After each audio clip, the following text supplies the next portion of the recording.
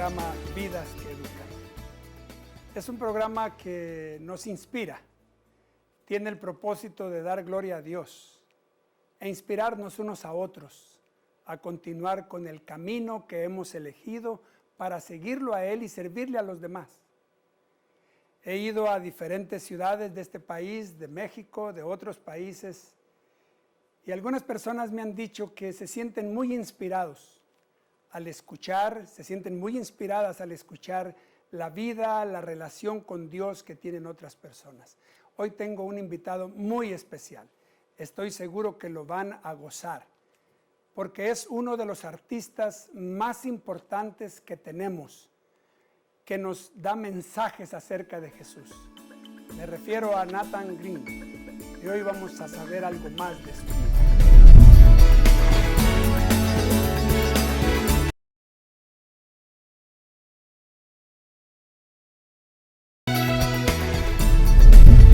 Qué bueno que han decidido permanecer con nosotros para esta entrevista que sin duda será una gran inspiración.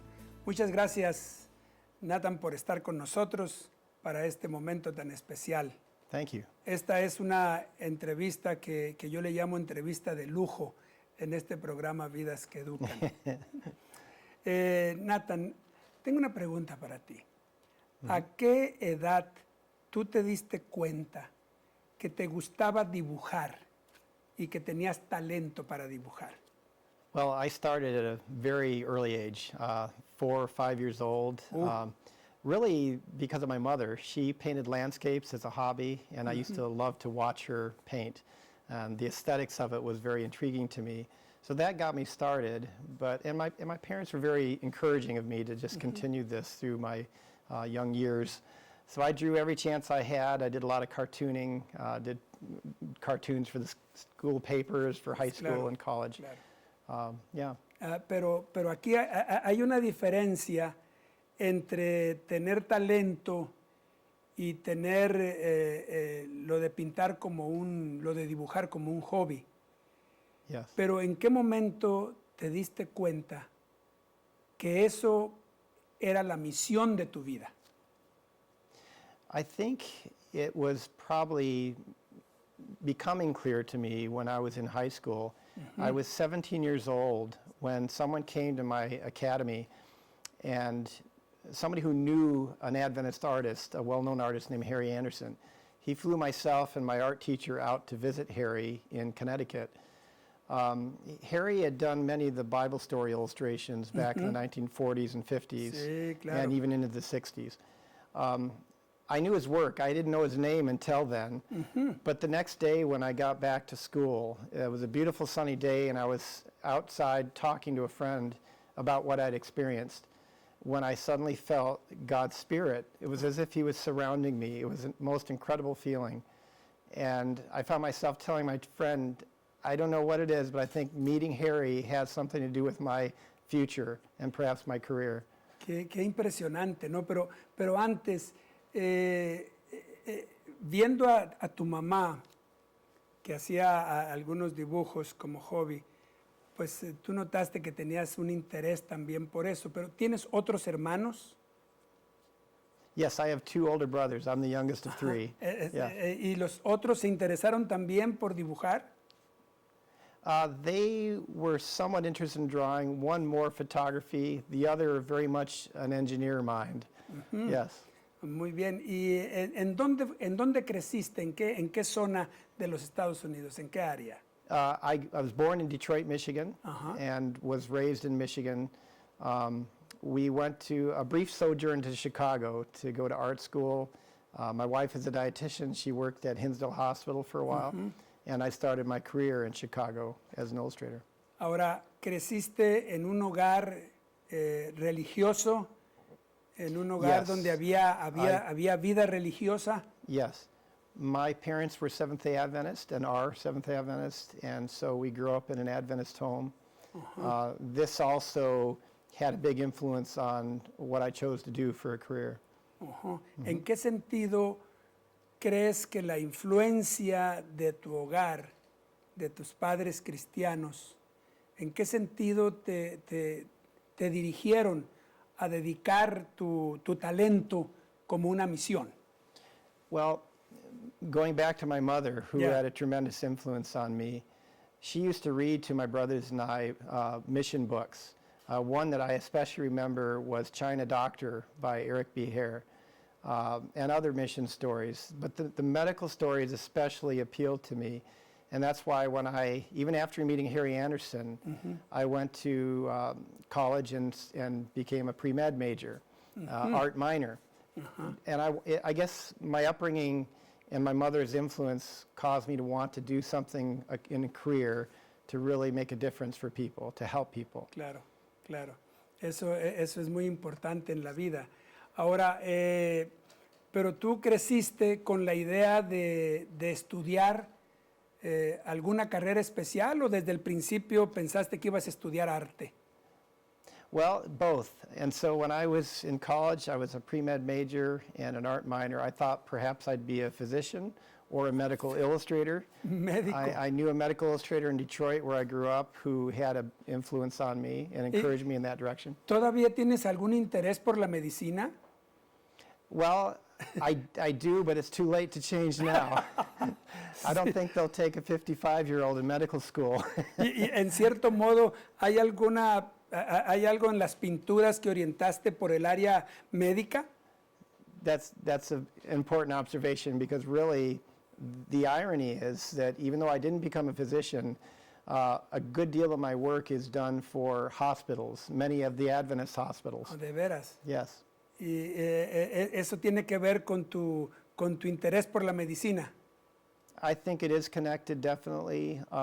One of the first things when I more fully developed my oil painting ability was to approach several of our hospitals with some ideas that I had, like painting the healing miracles of Christ, and really a continuation of what Harry did, of showing Christ in modern settings in a painting. Sí, en nuestra conversación ha salido varias veces el nombre de Harry Anderson. Yes. ¿Nos puedes contar un poco acerca de él y lo que significó para la pintura religiosa?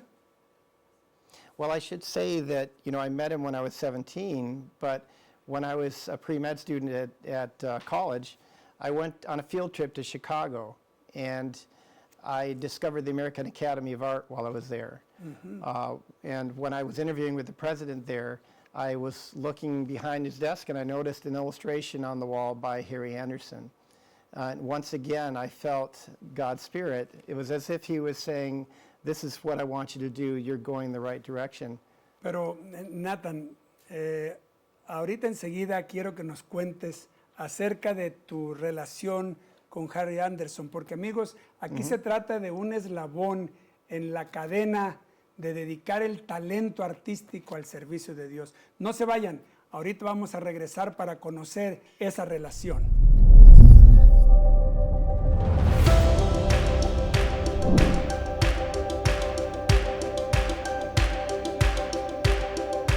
¿Eres curioso y creativo? En la Escuela de Arte y Comunicación de la Universidad de Montemorelos queremos que formes parte de nosotros. Si quieres mejorar el hábitat humano de una manera sustentable por medio de la arquitectura, promover y aportar un discurso visual positivo por medio del arte,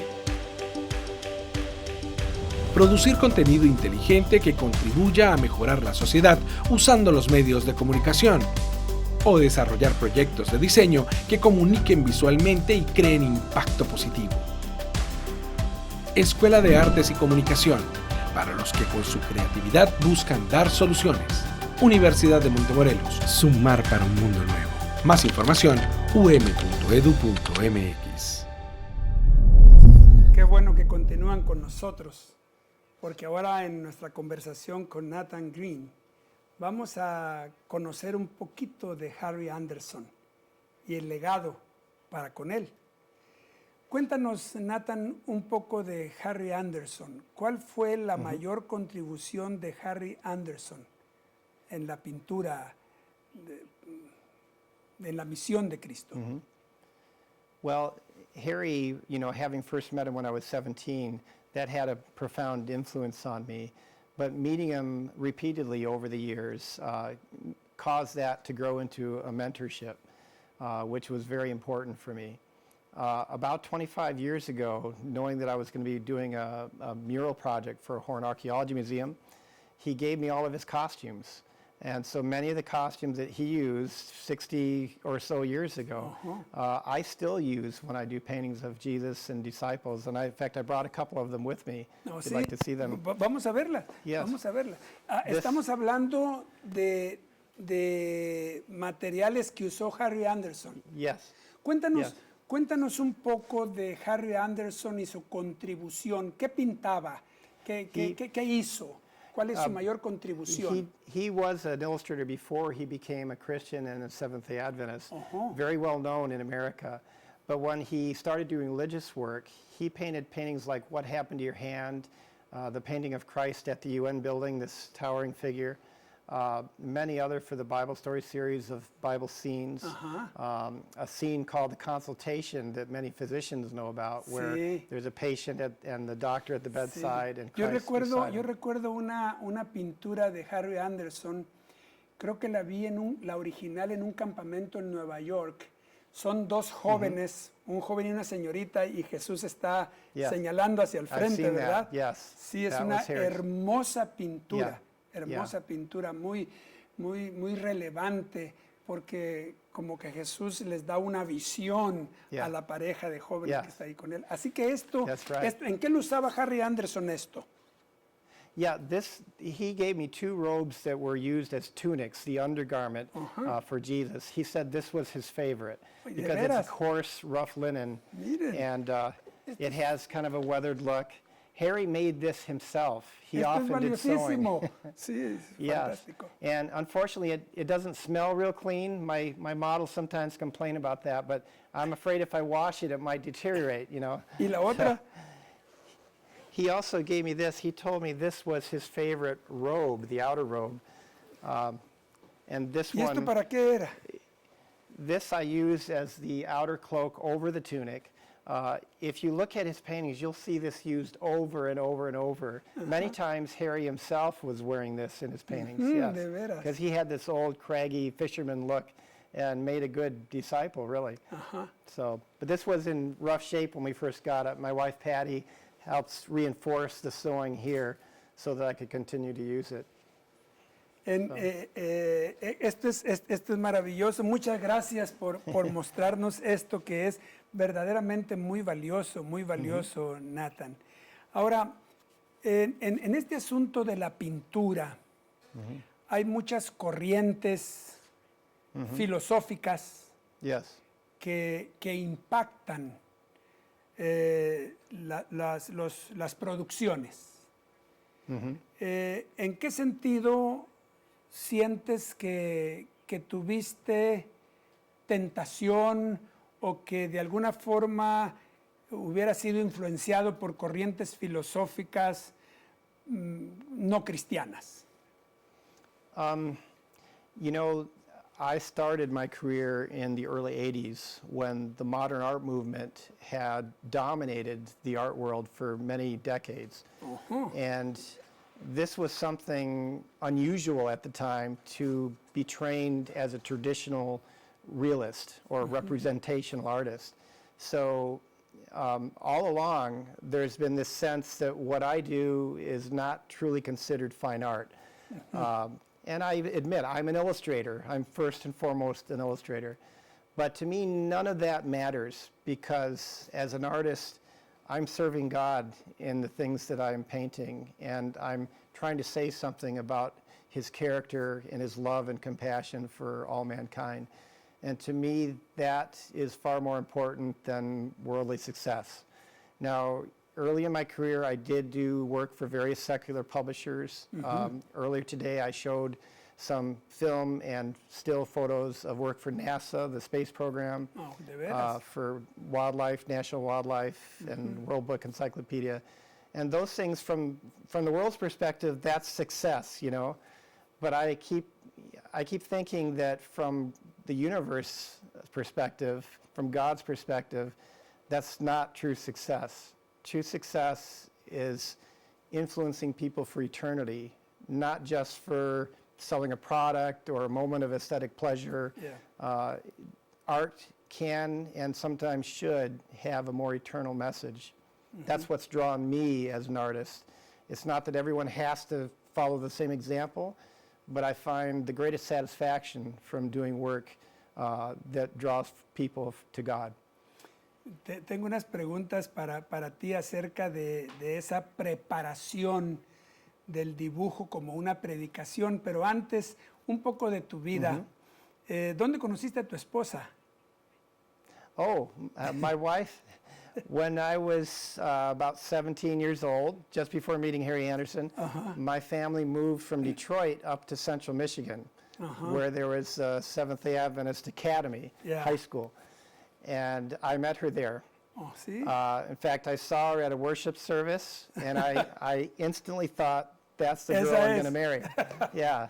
It took me a few years to convince her that was the case, but I fell in love with her right away. ¿Y cuántos hijos? ¿Cuántos hijos We have tienes? 3 children. ¿Sí? One is grown and married, graphic designer.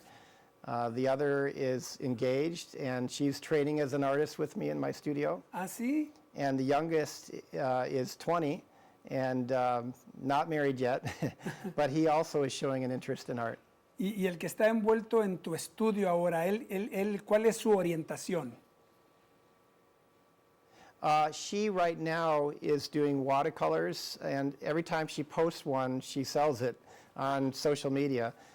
Some botanical, some cartooning. She's interested in possibly writing and illustrating children's books. Nathan, ¿has sido profesor de arte? I taught illustration for a year, some years ago. ¿Dónde? And at Andrews University in Michigan. I enjoyed it, but it took so much out of me, and I was so tired the next day that I wasn't productive. So I figured it's either teach full-time or paint full-time. And I have so many commissions that they keep me busy. Yo te voy a preguntar enseguida de cómo se prepara una pintura, porque yo sé cómo se prepara una predicación, lo que tengo que hacer para poder dar un mensaje. Entonces quiero preguntarte cómo le haces tú para preparar un mensaje a través de la pintura. Pero vamos a regresar enseguida. No se vayan, queridos amigos. Enseguida venimos con esta importante pregunta.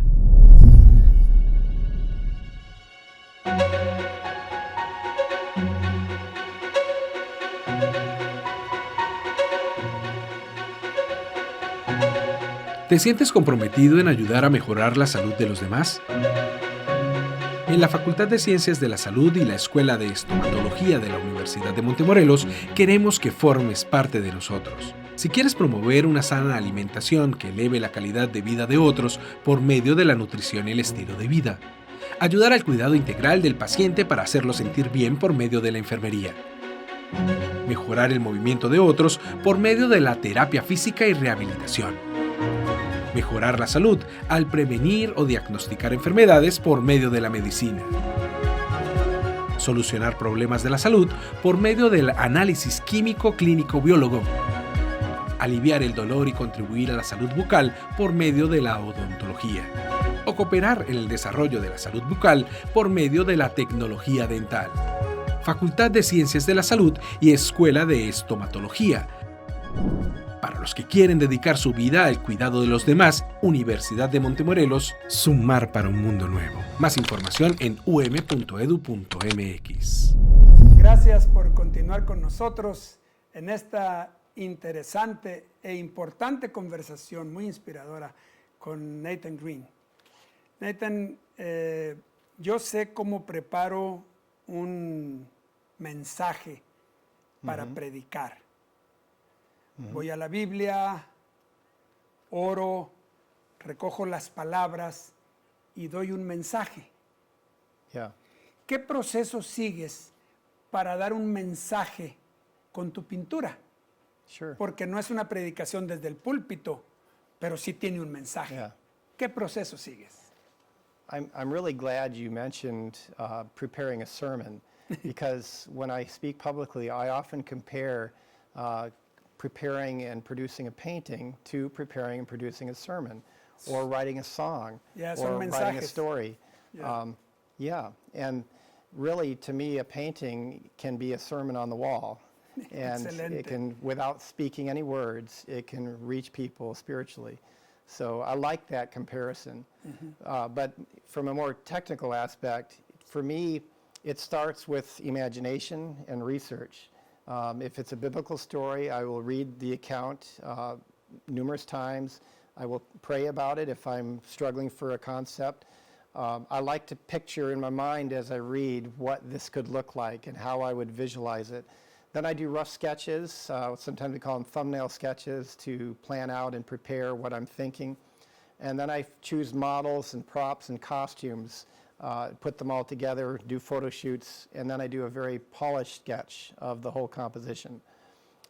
Once that's approved by my client, then I transfer that to canvas and I paint it in the old-fashioned way, one brush stroke at a time. So these large oil paintings can take quite a while to produce. And just the fact that it takes a while means that sometimes I can't see the forest for the trees, you know. And so it really helps me to have my wife, actually, to come and look over my shoulder. I don't always appreciate the critique, especially if I'm tired at the end of a day. But she has an uncanny ability to see things that I can't always see.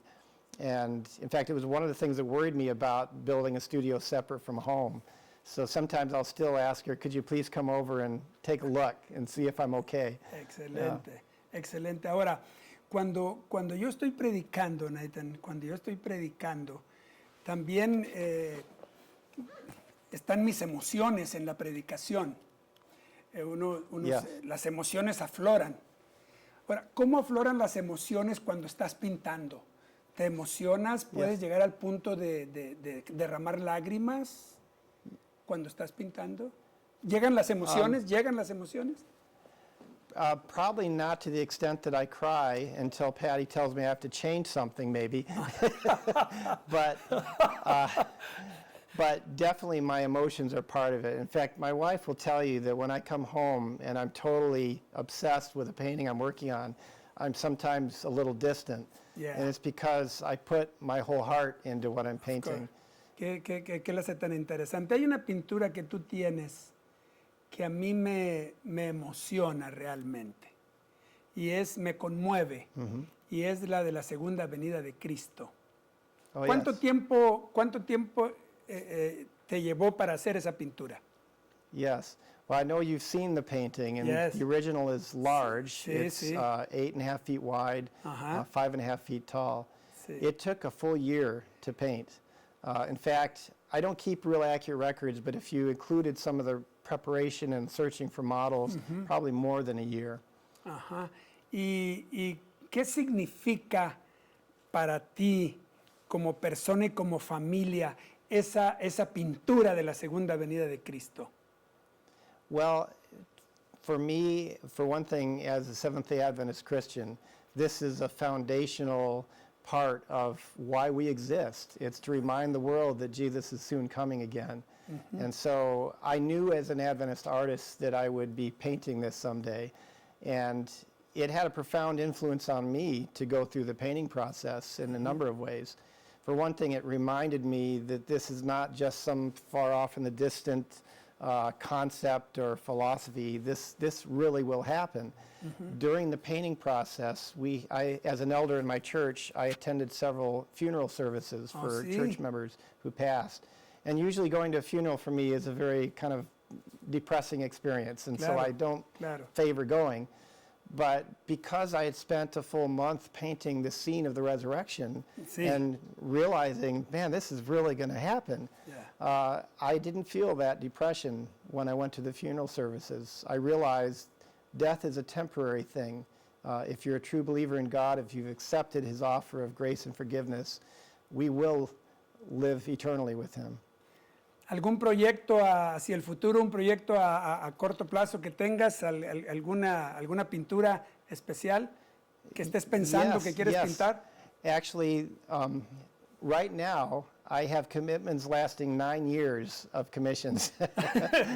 That's never happened before. But it started with a series of 7 paintings of the 7 days of creation, which will be used for schools all around the world. And then Loma Linda Medical Center, you may be aware they're building a whole new hospital. Yeah, claro. And they've asked me to do 12 of the healing miracles of Christ to be the spiritual theme of the new hospital. So most of my time for the next 8.5 years will be spent doing the healing miracles. In fact, my wife and I and some of our friends just returned from Israel and Jordan researching for those paintings. Vamos a tener que pedirte, Nathan, alguna pintura para la Universidad de Montemorelos. That's certainly possible. Sí, sería maravilloso. Tengo 10 preguntas para ti, Nathan. Okay. Dios primero, segundo o tercero en tu vida. First, second, third. Título de un buen libro. I love Team of Rivals, which is about Abraham Lincoln. I'm an American history buff, you know. Muy bien. ¿Cuál es palabra favorita? Tu palabra favorita. Favorite word?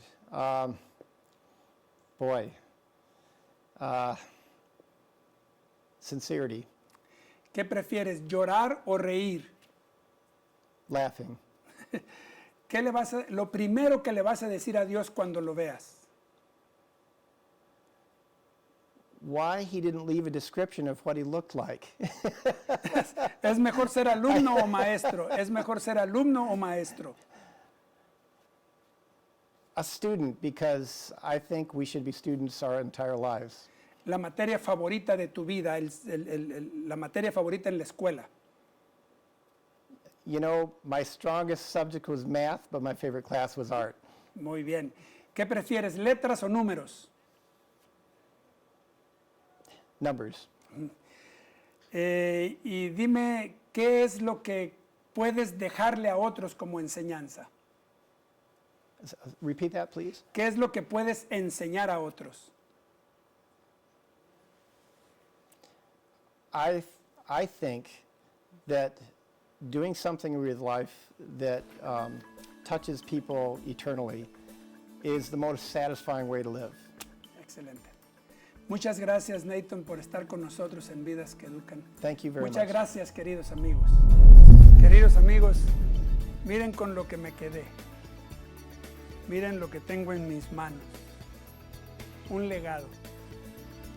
El legado de Harry Anderson, ahora propiedad de Nathan Greene. Más allá de un legado artístico, es un legado de misión. Es un legado de consagración. Es un legado de compartir el mensaje de Cristo. Y no solamente del